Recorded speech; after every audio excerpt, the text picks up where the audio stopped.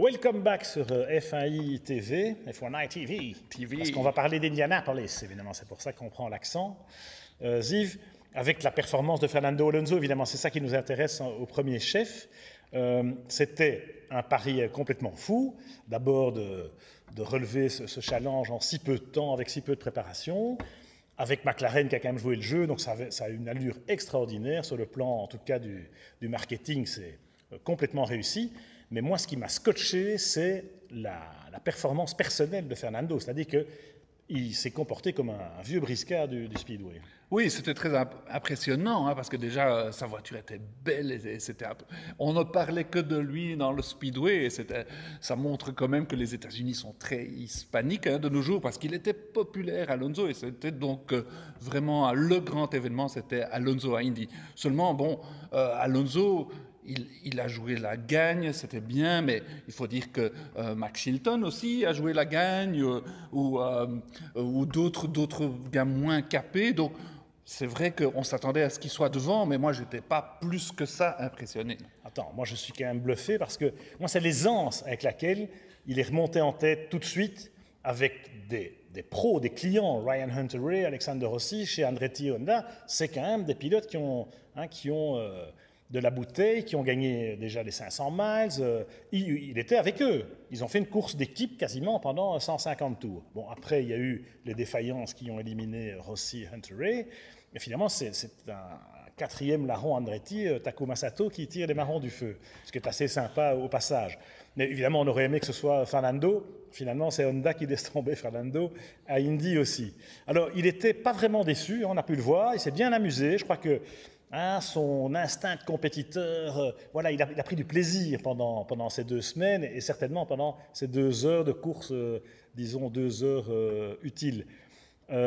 Moi, en revanche, je suis moins sûr qu'il soit tout à fait convaincu par l'expérience et je ne suis pas certain qu'il va pouvoir y retourner parce que voilà, la F1, c'est quand même son truc et que quand il y a Monaco en même temps qu'Indianapolis, ben, c'est un peu...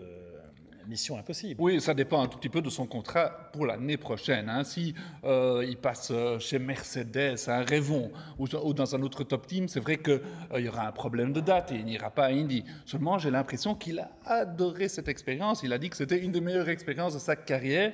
Et donc, c'est vrai que ça doit être galvanisant d'aller à du 360 km/h et de jouer la gagne. Hein. Donc, moi, je vois bien Alonso y retourner, il a envie d'y retourner et il a dit et répété qu'il voulait accrocher cette triple couronne qu'est le championnat du monde, qu'est Indy 500 et les 24 heures du Mans. Alonso a vraiment envie d'avoir sa place dans l'histoire avec un grand H. Donc, quelque part, maintenant qu'il a goûté à ça, je crois qu'il va revenir. C'est pas le championnat du monde, c'est Monaco, oui, avec aussi. Le Mans et Indy. Et je ne suis pas certain que ces triples couronnes soient tout à fait réalistes, franchement. Parce que déjà, il faut gagner Indy, alors il a failli le faire, mais pour gagner, il faut y retourner. Pour ça, il faut que ce soit jouable par rapport à son statut en F1. S'il est pilote de F1, a priori, ce sera plus possible. Hein, cette année, il a pu le faire parce que c'était une telle catastrophe chez McLaren Honda, mais si c'est catastrophe l'année prochaine, il n'y sera pas. Et gagner Le Mans, après, c'est pas une formalité. Toyota et Porsche, ils n'ont pas attendu Alonso. Hein, donc, il n'y a que 2 voitures capables de gagner Le Mans. Donc, moi, je crois que la triple couronne, c'est un peu du bluff. Une 3e couronne mondiale, par contre, un 3e titre de champion du monde en F1, ça l'intéresse, Fernando. Et pour ça, il faut peut-être qu'il bouge, parce que McLaren, ok, hein, ils font tout ce qu'il faut pour le choyer, mais enfin, alors la voiture a un petit peu progressé à Monaco, on a vu, mais déjà on nous dit que le moteur, l'évolution pour Canada, elle n'est pas prête, que le MGUH, il tient que 2 courses.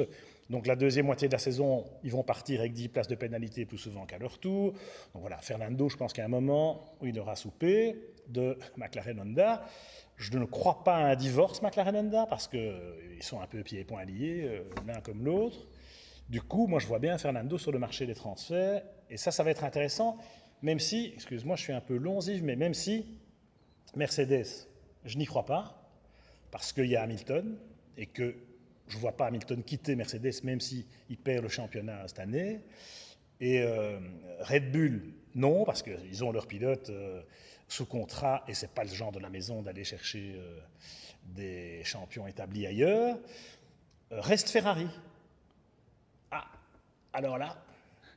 Perché no? est possible et seulement, moi je crois plus à l'option Mercedes parce que vraiment j'avais l'impression dans le paddock de Monaco que Toto Wolff, Niki Lauda, même s'ils ne l'avouent pas, se disent tiens, on n'a pas 36 fois l'occasion de signer un Fernando Alonso et n'en déplaise à Hamilton et donc s'ils ont l'occasion de signer Fernando Alonso, ils vont saisir leur chance et ça sera les gros titres et ça sera de nouveau une bataille incroyable comme du temps de Senna-Prost par exemple.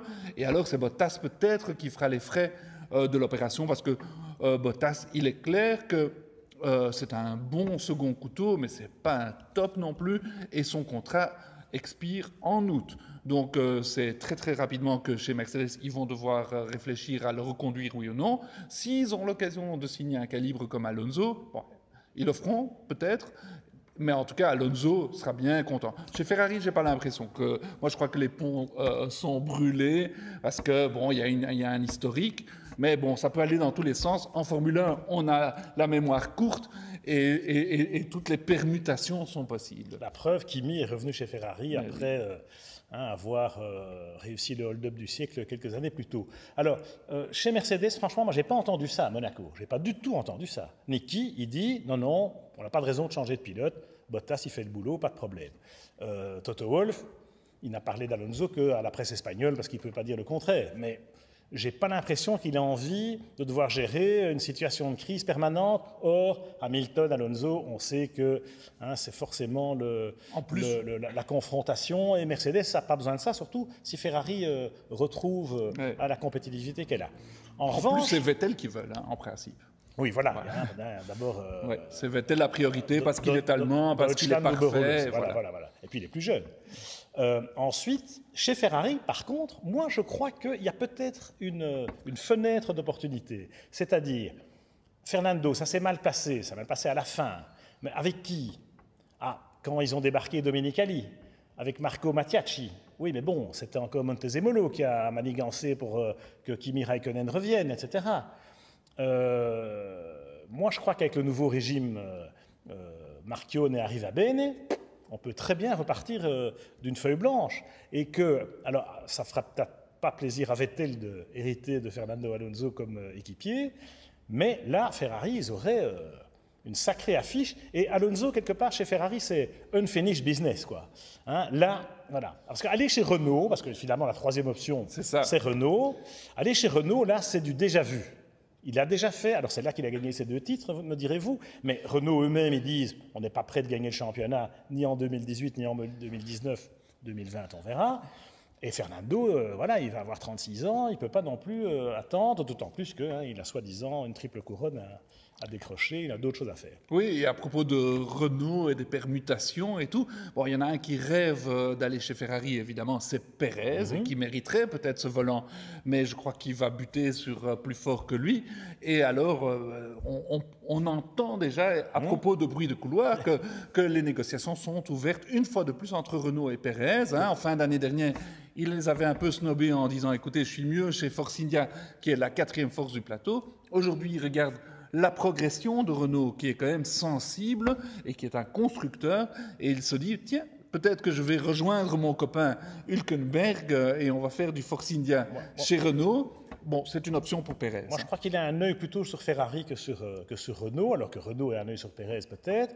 Mais si Palmer ne fait pas le boulot et que Palmer va peut-être sauter, ils ne savent pas qui mettre à la place.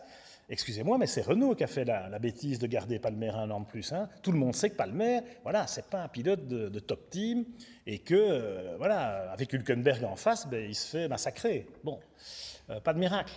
Ils vont peut-être être tentés de donner leur chance pour quelques grands prix à Sirotkin, qui fait très bonne impression, semblerait-il, dans le simulateur, mais c'est de nouveau donner sa chance à un rookie. Mais c'est un emplâtre sur une jambe de bois. Qui n'a pas fait ses preuves. C'est pas le Merbis, quoi. Voilà, bon.